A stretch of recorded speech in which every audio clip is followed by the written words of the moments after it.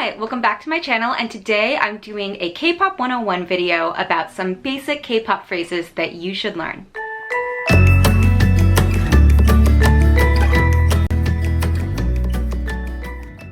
In preparation for my K-pop rom-com Once Upon a K-Prom, I'm making some K-pop 101 videos in order to explain some basics about K-pop as well as some behind the scenes and origin stories of some of your favorite trends in K-pop. Now, you definitely don't need to be watching these videos to understand the book, but it's really nice for anyone who wants to learn a little bit more about K-pop or who wants to understand some of the Easter eggs that I have hidden in Once Upon a K-Prom.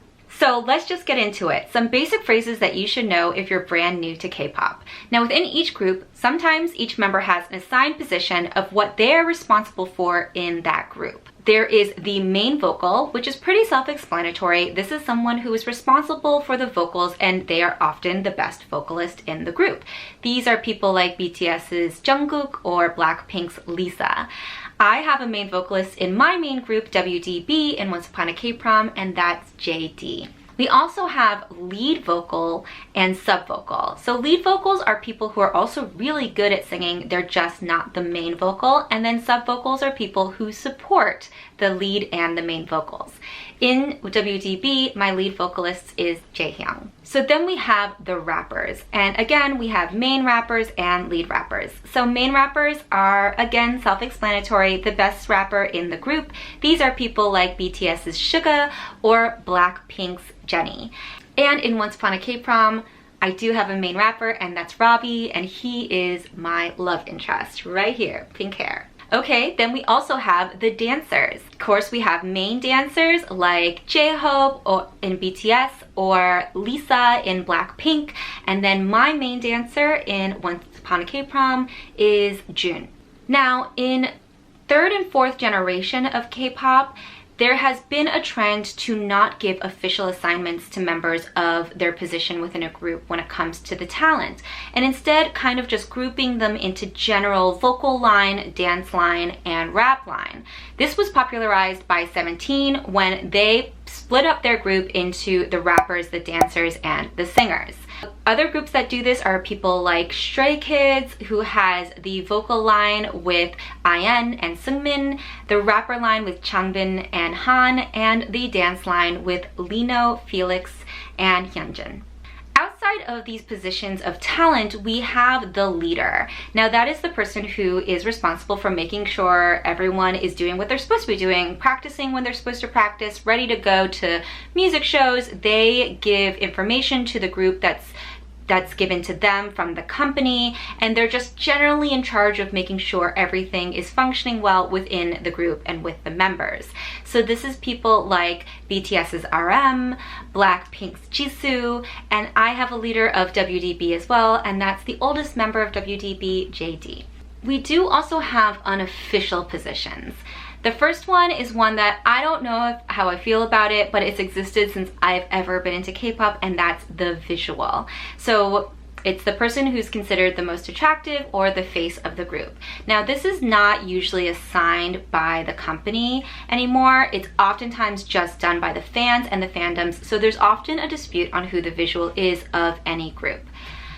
There's also an unofficial position called the center. Now, this is the person who's usually in the center during performances. Oftentimes, it will be the person who's either the main vocalist or the main dancer, because they're the ones who's doing most of the work in those positions.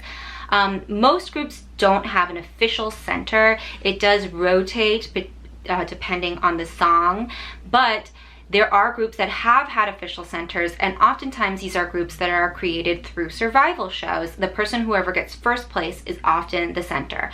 So that's like Kang Daniel in 101 or Somi in IOI.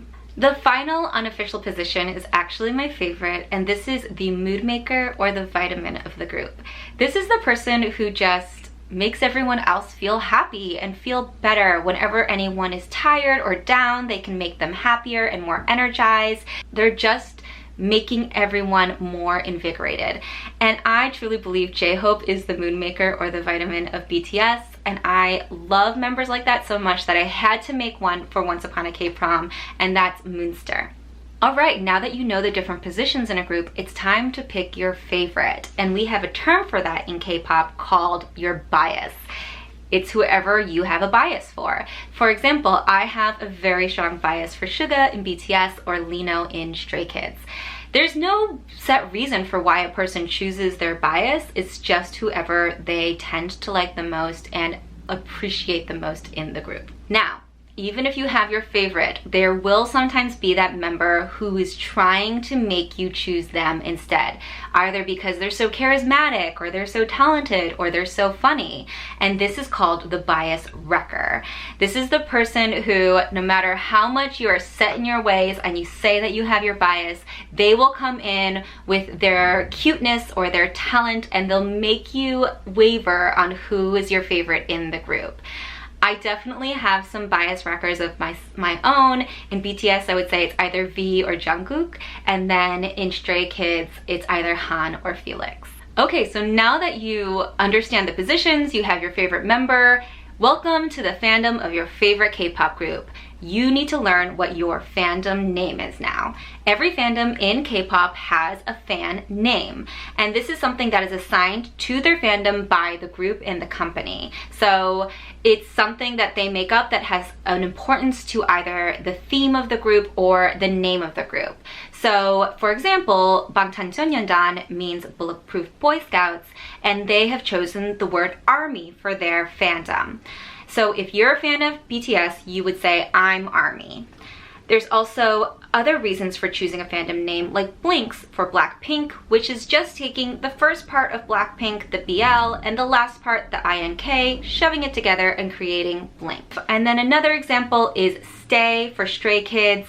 The way they made this was they took the word stray and they took out the R, and R stands for their reason. So Stay is the reason Stray Kids stay. I do also have a fandom for my main group in Once Upon a K-Prom, and I have a reason for it as well. So the main group is called WDB, which is short for Wonderbyeol. That stands for Wonder Star. So I really thought it would be fun to play off of the star imagery and create a fandom name, and so the fans of Wonderbyeol or WDB are called Constellations. Okay everyone, now that you have the basics down, you are ready to jump into the K-pop world, find your favorite groups, find your bias, become part of a fandom, and then come back here and check out Once Upon a K-Prom.